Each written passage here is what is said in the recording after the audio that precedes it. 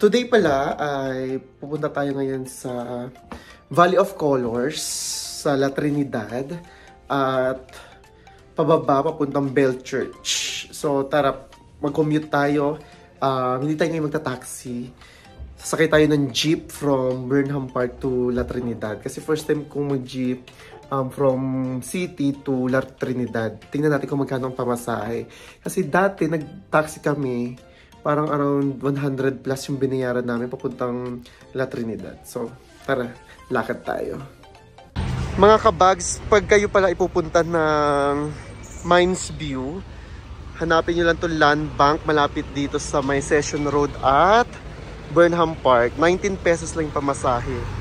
Diretso na doon sa Mines View. So papunta tayo ngayong La Trinidad, doon sa Valley of Colors, at hinahanap natin yung mga terminal ng jeep papuntang La Trinidad.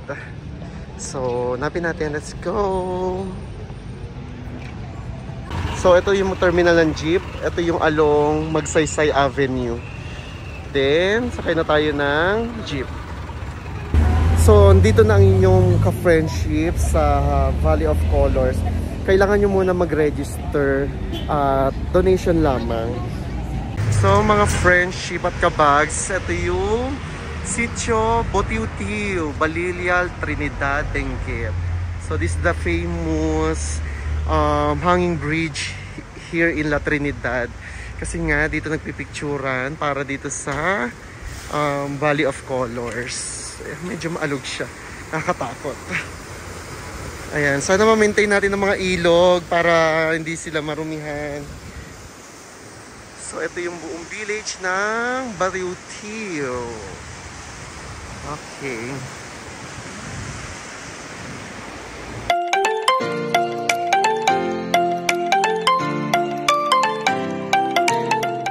Friendship at mga kabags, after ng Colors of Valley of Colors, ay papunta tayong Bell Church. Pwede na siyang lakarin from Valley of Colors. Napakalapit lang niya. Kung kayo ay nagdi-DIY, ay pwede nang lakarin. So around ano lang to siguro, 200 meters away from Valley of Colors. So ito yung entrance ng Bell Church. Pasukin natin.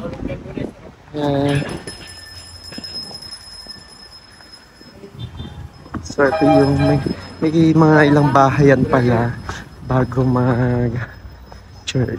So ayun, kita na yung ano. So may entrance fee siya na 20 pesos. Kung may sadala kayo sa sakyan, 20 pesos din. So ayan, nakakuha na tayo ng ticket for 20 pesos. So akyatin na natin. Let's go! So ayan, napakaraming akyatin sa church. First time ko rin pala dito mga kabags at mga ka-friendship sa Bell Church. So para siyang ano no, kasi mga dragon, parang Chinese temple dito sa Baguio. Ayan, oh. Hindi ko maintindihan yung nakasulat. Siguro welcome yan. Charot! Ayan, may mga ano, nakadayat na layon. Mga malnourished na layon. Ayan, diba? Parang gutom yung mga layon dito. Papayat. Ayan. So, meron din dito. Ayan. Fountain yan. Kita nyo ba?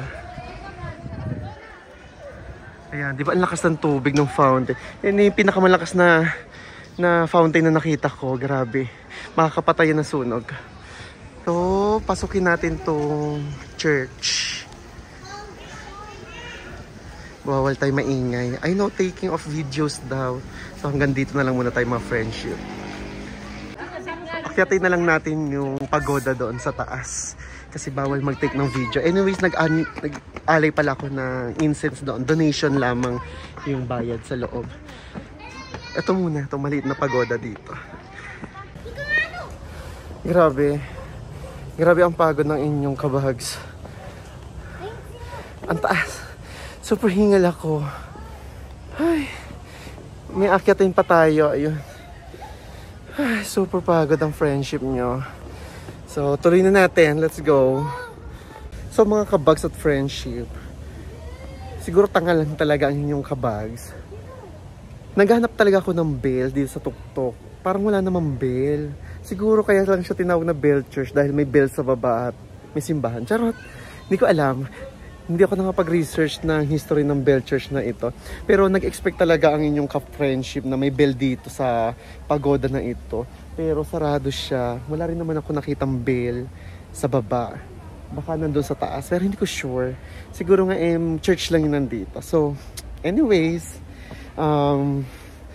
overall, maganda naman. Well-maintained yung lugar dito sa Bell Church for only 20 pesos. Pero dati, yung nabasa ko pala, ay free daw dito. Pero ngayon ay may bayad na siya. Hindi ko na alam kung kailan nag-start yung bayad na 20 pesos. Pero maganda naman siya overall. So, puntahan naman natin yung susunod na mga part dito sa Benguet. So, see you. Siguro kaya siya Bell Church. Ayun, may bell doon. Then yung baba na yan ay church. Kaya Bell Church. Charot! So, after this Bell Church, punta tayo ng Tamawan Village. So, magta-taxi tayo from here papunta sa Tamawan Village. Parang naparaming pulbos ko. So, kabababa ko lang ng taxi at 91.50 yung rate ng taxi from Bell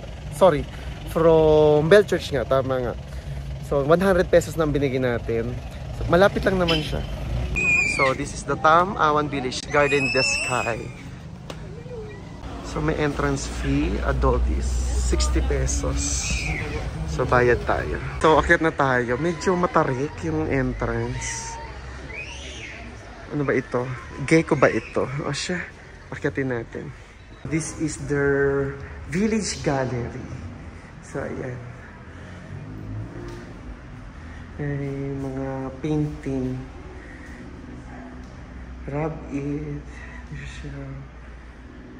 Ito pinakamaganda. Do not enter. Charot, hindi yan kasama. Rabbit. Fairness. Wala kasi akong ka-art-art sa katawan. Kaya... Ay, tara. Year of the Rabbit. Ayan. Sana all. Nasa... na kay Kuya. Ayan, the Rabbit. Okay. Pwede pala kayo magpa-sketch dito for 500 pesos yata. Ayan nga. May sketching. Ay, 200 pala. Ayan. So, another gallery ng Tamawan Village. So, ayan.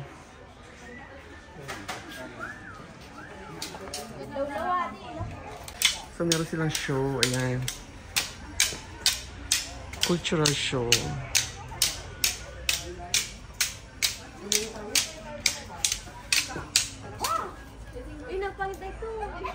Ito daw yung tatawag na Lukong Upper Class Kalinga Hut. So, ayan. Lukong. Taray, diba? Parang yung kanilang dating mga bahay nila dito. Diba? Okay. Naman ay Dukligan, Ifugao Hut. Noong 1937 daw yan. Ganyan ang kanilang bahay sa Ifugao. Dukligan. Okay. Diba? Ganda. Puntahan natin tong gazebo, Dreamcatcher. May kalat to. O siya, mamaya. Akyatin natin ito. Gazebo, Dreamcatcher. Tingnan natin kung anong dream ang makakatch natin sa taas. Let's go. Ay, nirap ng akyatin dito. Kita nyo ba yun? Ito yung gazebo, Dreamcatcher. Meron pala ditong Freedom Wall. Ang graffiti wall. Ayan. So siguro ito yung magkakatch ng yung dream. Itong wall na ito. Char. Ay, hindi. Andito pala yung ano. Iba pala yung gazebo sa Dreamcatcher. O siya, mali pala. Siya, tuloy tayo. Tuloy. Engot talaga si friendship nyo. O siya, pagkatin natin. So, talaga siya ay forestry. Charot. Ayan, daming halaman. Nakakatuwa yung trail dito sa Tamawan. First time din dito ng inyong friendship. Okay. So, mga friendships, hindi ko pa rin mahanap kung nasa yung Dreamcatcher. Hinihingal na ako. Ayan, ang kapal ng fog. Ganda. So, tuloy pa rin tayo. Hindi ko na alam kung nasa yung Dreamcatcher, pero hanapin pa rin natin. Let's go. So mga friendship, tanaw pala di sa Tamawan yung ano, ayun ako nakikita nyo. Yung Igorot Stone Kingdom, pero unfortunately sarado pa rin siya sa ngayon. So tanaw pala siya dito. Mga friendship, narating ko na yung tuktok. At wala akong Dreamcatcher na nakita. Meron dito upuan, siguro dating bench yan, tambayan, pero nasira. So ito na yung pinakatuktok. Walang Dreamcatcher na nakita. Char! Feeling ko kaya siya Dreamcatcher. Kasi pagdating mo sa tuktok, mapapawish ka dahil sa view. Kaya siguro yun yung Dreamcatcher. So puntahan natin yung Tamawan Bridge. Let's go! So this is the spirit house of Tamawan Village. And nakita ko na ang bridge made of bamboo. Ayan, may nagpa-perform sa baba ng mga Igorot. Ayan, bridge. Diba? Baguhin ko lang yung sinabi ko kasi hindi naman sila nagpa-perform. Kasi natural yun sa kanila. Yun ay cultural dance nila. So hindi sila nagpa-perform ha. Cultural dance ang tawag doon. Tama natin. So comments about Tamawan Village. Kung kayo ay lover, nature lover, mahilig sa hiking ng bahagya, ay perfect sa inyo tong Tamawan Village. Pero kung kayo naman ay hindi masyadong sanay sa mga ganong akyatan, siguro ay pwede nang hindi ito isama sa inyong itinerary. Yung view deck kasi nila dito ay same lang din yung nakikita sa Bell Church, sa Baguio City proper. Walang kakaiba na view dito. Kung pagdating sa view, mas okay pa rin yung Mines view kumpara dito. Para sa akin yun ha. Kung meron kayo dito mas magandang experience, comment down below. Kung wala pala kayong sasakyan at galing kayo dito sa Tamawan Village, medyo mahirap mag-abang ng taxi pabalik ng city proper or papunta sa next destination. So mga friendship, nandito na tayo sa Mirador Eco Park. From ano ba huling pinuntahan? Tamawan Village papunta dito ay 80 pesos taxi. So 100 pesos ang entrance fee dito sa Mirador Eco Park. So first stop is Bamboo Grove dito sa Mirador. Let's go! Yeah, Mirador Arashiyama. Okay, fine. So many bamboos. Kaya nga Mirador Bamboo Grove. So ayan. So far, mga kabags at mga ka-friendship, itong Mirador Eco Park ang pinaka-best kong napuntahang park so far dito sa Baguio ha. Nagagandahan ako. Parang ito yung pinaka-worth it na may entrance fee na park. So dito pa lang sa Bamboo ay panalo na. Maganda dito. So mas visit ito sa... mas visit dapat ito pag nagpunta kayo dito sa Baguio City. Tignan nyo naman, di ba? Talagang super nature, napakaraming bamboo. So visit natin yung iba pang site dito sa Mirador. So hindi ko pa rin nararating ang Peace Memorial, pero ang ganda ng view dito mga kabags at ka-friendship. So kitang kita ang view ng ano ba ng lugar yan? Ng Baguio, syempre. Ayan. So mafag-fag doon sa area niya, no, di ba? Nakaka-relax dito. So mga friendships, ang Baguio pala para sa akin ay bahay na may konting bundok. Charot lang. Kasi parang mas lamang na yung mga bahay kaysa sa mga puno. Ano? Kaya siguro common na rin dito yung landslide. Ito na yung Peace Memorial. Ayan. So mahaba ang pila dyan pag nagpapapicture. Lahat dyan pila. Share ko lang pala yung picture ko mga friendship. After dyan sa Peace Memorial na iyan, ang exit ay dito sa... Exit naman ay dito sa may Lourdes Grotto. So ayan, exit to Lourdes Grotto. So mga friendship, ito na yung Lourdes Grotto. Ayan, naakyat tayo dyan. So, nakat na namin yung line. Kasi, wait lang, patawirin muna natin yung van. Okay, tayo muna. Kasi kung doon kayo sa baba manggagaling, yan, medyo mataas yung aakyatin. Kung dyan kayo mag-start. Pero kung galing kayo Mirador, dito naman ang exit nyo. Then, punta na kayo sa may simbahan ng Lourdes Chapel. So, may mas pala kaya huwag na tayo pumasok doon. So, ito na yung grotto. Ayan. Ayan. Siguro magpirik na lang tayo ng candle. Yung candle ay 5 pesos. Yung pamasahe pala mula grotto papuntang Burnham Park ay 12 pesos lang pag jeep. Siguro dito tayo kumain mga kabag sa Grumpy Joe. Etong Grumpy Joe na to ay located sa Upper Session, Baguio City. So tara, pasok tayo. So 2 hours dine-in only nakalagay. So may limit. Okay.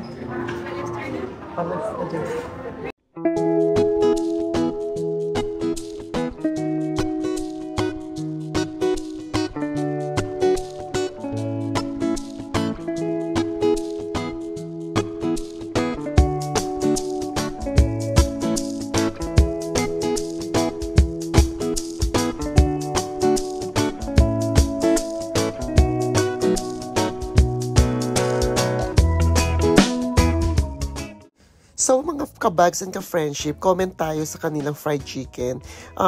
Masarap yung kanilang fried chicken. Crispy and juicy. Itong spaghetti nila kalasa ng Greenwich para sa akin. Then sa drinks, itong kanilang Grumpy Refresher ay, kung bibigyan ko ng rating ay 7/10. Masarap din. Pero ito ang pinaka-the best para sa akin, yung kanilang hot ube truffle. Must try ito pag pumunta kayo ng Grumpy Joe. Super sarap niya. So kitang-kita naman siguro sa reaction ko, napalaki ang aking mata kasi ang sarap talaga ng kanilang hot ube truffle. Then sa kanilang salad, in order namin ay Caesar. Salad ay walang something special. Kalasa lang din siya ng mga ordinary Caesar salad sa Wendy's. Ang pinagkaiba lang nito ay mas marami siyang meat compare sa, syempre, sa mga fast food. So overall, medyo pricey dito sa Grumpy Joe. So sa Swan Boat, ang pontoon pedal daw ay 250. Yung pontoon jumbo paddle ay 300, good for 7. Yung small na pontoon 200. Dito naman tayo sa Swan. Sa Swan, small paddle 200. Yung big ay 250. Then ito yung magandang Swan. Yung Swan boat pedal ay 250. Good for 3.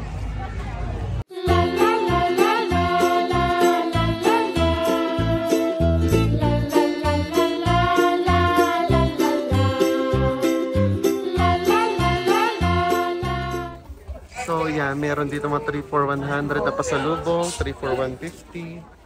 Yan, 3 for 200. Yung Good Shepherd ay 550 ang bentahan. Yung Tartland, 350. So mga friendships, ayan. Ang daming tao sa, ano tawag dyan? Sa night market ng Baguio City. So yung pinagkakaguluhan dito yung 160 at 60 na shorts, 80 at 2 for 150. So ayan, ang dami. So 250.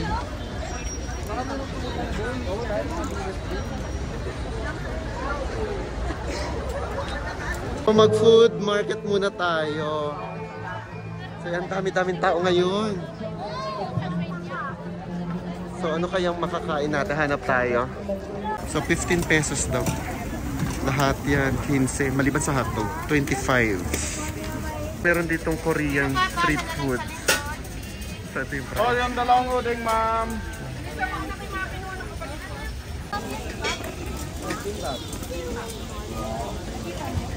Paalala lang po ulit. So ang cute nung store dito ng mais. Ayan. Ayan pa. So ayan, order kami ng mais. May gatas, ma'am. Gatas. 50 pesos yan. Gatasan niyo kasi.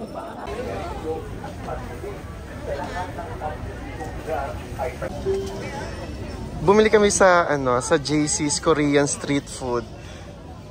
Parang 94 pesos lahat yan. Then yung sa Ihaw ay around 75. So, ayan. Hindi talaga ako mahilig sa Korean food, pero bumili lang ako. Tinaray ko lang. Hindi ko nga, nakalimutan ko na nga kung ano matawag dito. Ang alam ko lang ito, itong corn dog. So, tikman natin. So, mga friendship at kabag, para sa akin, yung ihaw ay super perfect. Masarap siya. Pero sabi ko nga, hindi ako nasarapan dito sa mga Korean foods. Kasi unang-una, hindi naman talaga ako mahilig sa mga Korean foods. Pero at least I tried. Pero wala talagang pumasa sa akin. Maliban sa corn dog. Yun pa rin talaga ang nagustuhan ko. Pero the rest, ay hindi. Although mura lang naman siya. Mga tigta 10 pesos lang naman yung mga bawat stick na yan.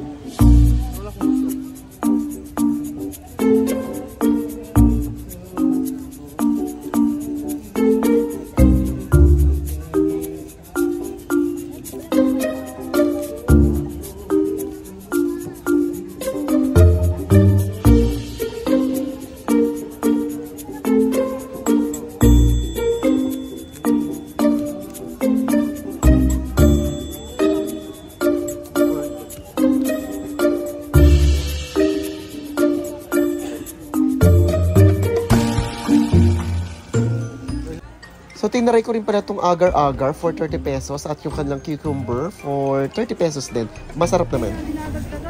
Cheese flavor.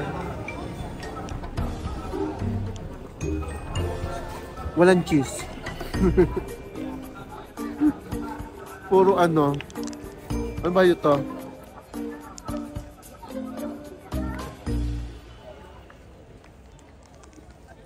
Wala pa rin cheese. Maubos na.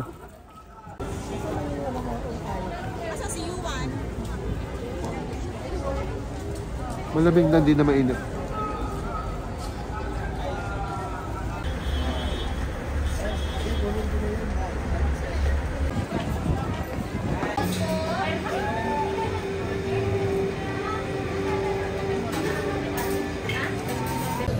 Hello mga ka-friendship at kabag. Nandito kami ngayon sa Viscos. Pero unfortunately, hindi available yung strawberry shortcake.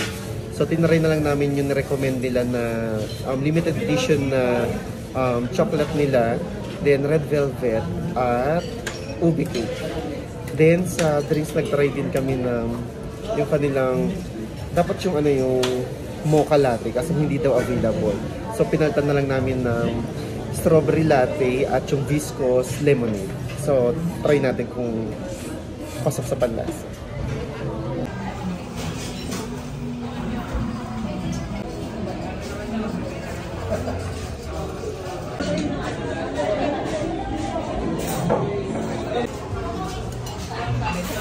So try natin tong ube.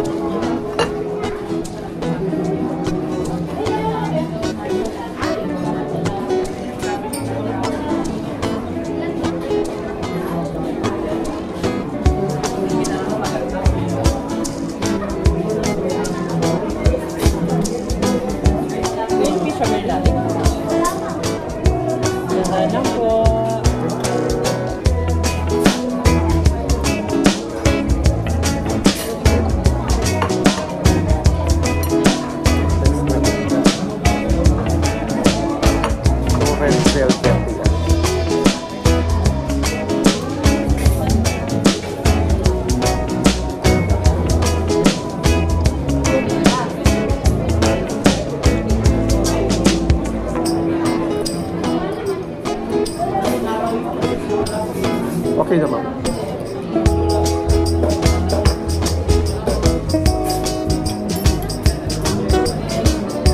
Then ito yung kanilang limited edition daw na strawberry chocolate mousse.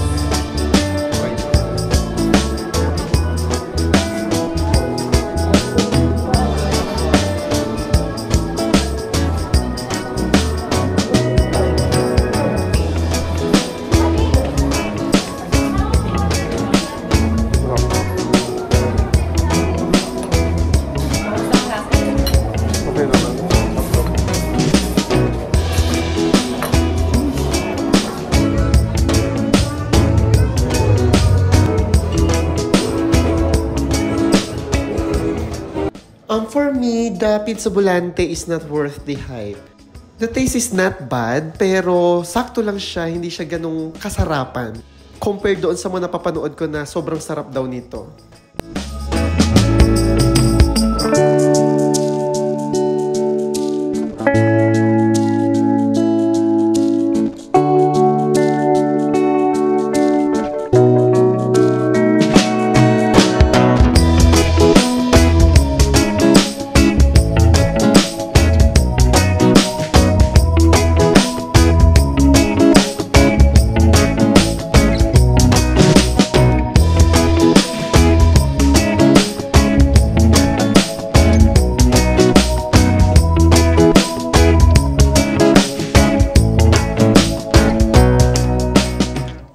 pabalik na tayo ng Manila at solid north pa rin yung ating sinakyan. So dito na tatapusin yung ating vlog. Don't forget to like and subscribe. Bye!